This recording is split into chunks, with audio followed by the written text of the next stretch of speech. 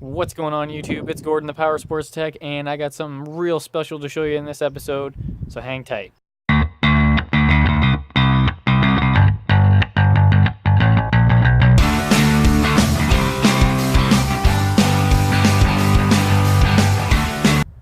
Alright, so I'm super stoked to let you guys know on what I purchased a couple weeks ago. I've been looking to upgrade my sled from my Formula 500, the 97 Formula 500. Been looking to upgrade that to something that's a little easier on the back.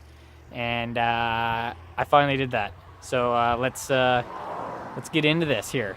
So I purchased a 2006 Ski-Doo Renegade with the X package, which is super nice because it comes with the bit of a longer seat that's all foam rather than the storage compartment being plastic in the back.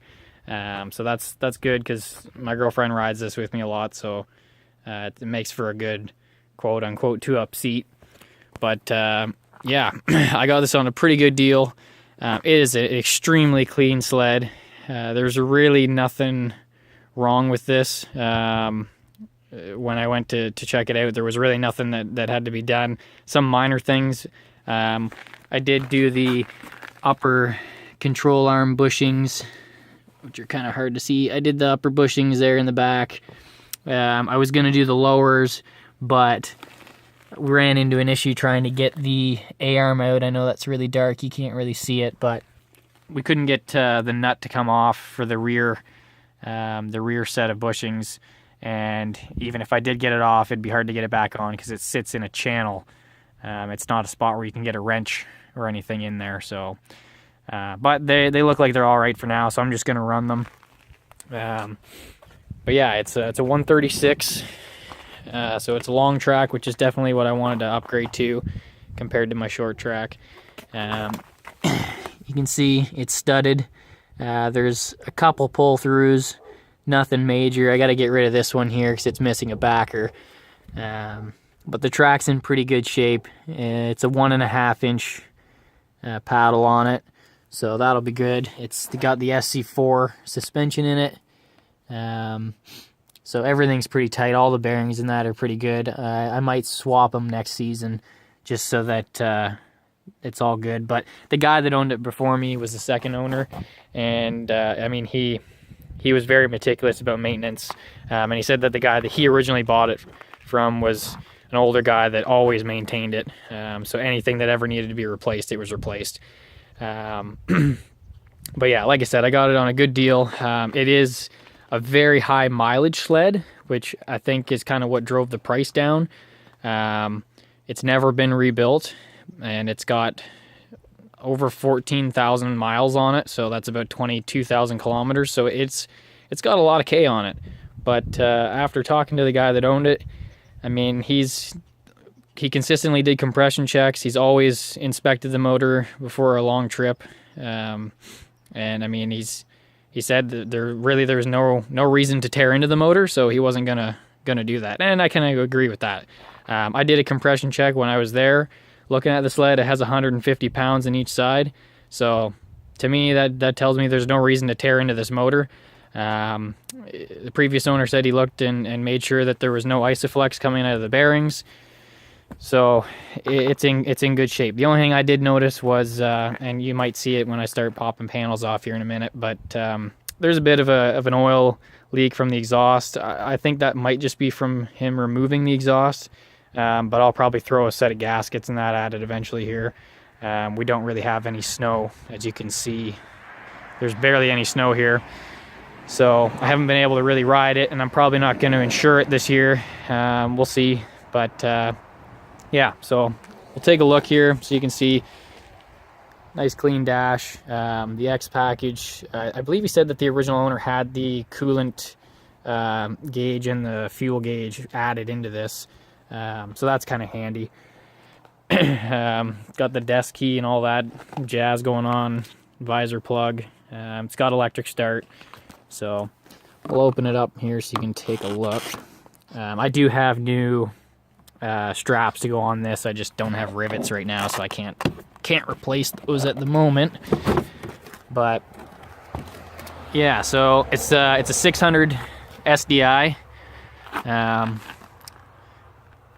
So it kind of gives you a little bit of a look inside. I know it's hard to see because I don't really have much light, but you probably can't see it, but down in there you can see there's some exhaust fluid and oil and shit kind of built up down there. So I'll probably, like I said, I'll probably throw some exhaust gaskets at it. But yeah, it's very clean. I mean, I'm not gonna take the belt cover and that all off, but the clutches are really clean. He had a spare belt. I am also going to change the belts out because they are not BRP belts. They are Dayco belts. And after working as a power sports tech for almost a year now, I'm pretty well a true believer in OEM belts. It makes sense. You have proper clearances, and it's, yeah. I know people might disagree with me on that one, but honestly, the manufacturer makes the belts for the manufactured machine, so it makes sense to go with that. So I'll pop the hood. Sorry if I'm a little shaky, it's pretty icy out here.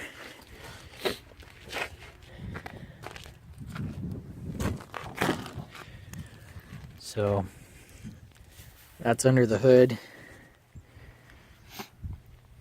Give you kind of a better look at that Y pipe. Like I said, he always inspected everything before he went on a long ride, or at least that's what he told me. He seemed like a pretty honest guy. Open this side here.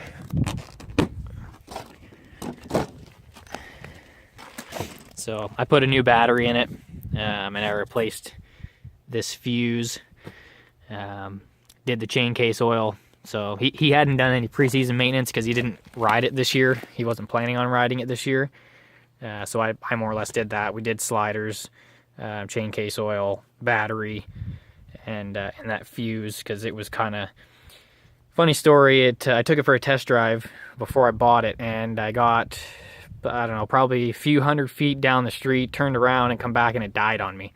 And my first thought was, oh no, I hope I didn't just blow up this guy's sled after 22,000 kilometers. I'm the guy that blows it up. But it turned out that the battery that he had in there was no good. And this system, after looking in the manual, because I also have the manual for it, it only runs when there's battery voltage. You can't run this sled with no battery. Even though it's got a pull start, it will not run. So put a new battery in it. I replaced that fuse because it was kind of looking a little burnt, even though it still had continuity. And so far, so good. I did notice that the kill switch is kind of temperamental. That's okay though. That's a pretty cheap fix. But yeah, so I'll start it up for you. It's got reverse as well, which is nice.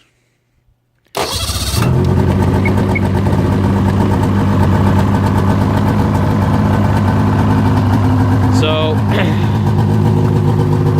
he also threw in the gas caddy, which was nice, just because of the whole battery issue.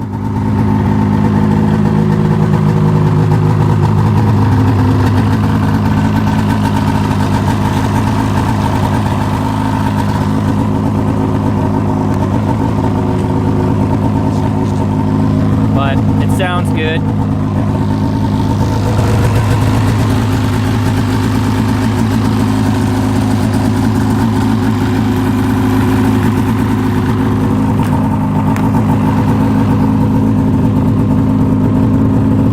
Tough to get in there.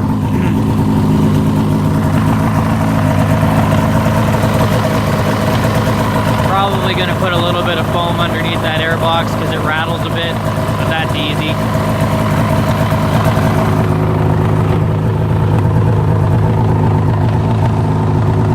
It's got the nice foam knee pads on it too. But I'll show you the dash so you can see. It's got 14,000, just shy of 200 miles.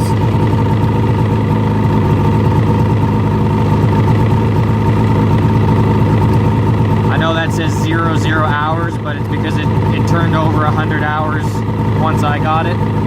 So it's 100 hours, and then that's back to miles. So everything works on it, the high-low beams, all the grip heaters, everything's good. Like I said, it's got reverse.